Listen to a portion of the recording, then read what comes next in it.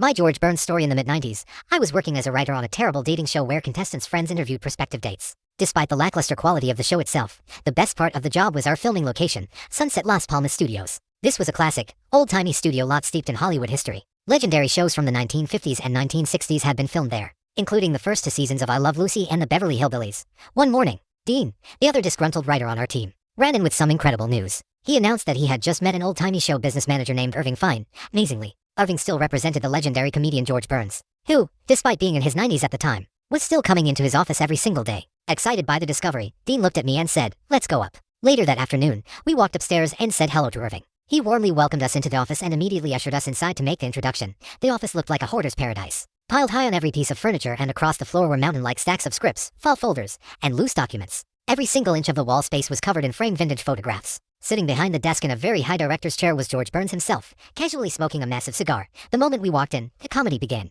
For 5 solid minutes, George rattled off a non-stop series of brilliant, rapid-fire insults about how we looked and what we were wearing. Irving piped up to help, mentioning that we were currently writing for a low-budget dating show on the second floor. Without missing a beat, George turned his sharp wit onto that information, firing off jokes about what kind of tragic souls would ever agree to date guys like us. Dean and I were completely on the floor, laughing hysterically the entire time. Finally, when he had thoroughly enjoyed destroying us and had had enough of our company, George stared us down, puffed his cigar, and said, "Now get the hell out of here." We gladly left, smiling from ear to ear. It remains the best rejection of my entire career.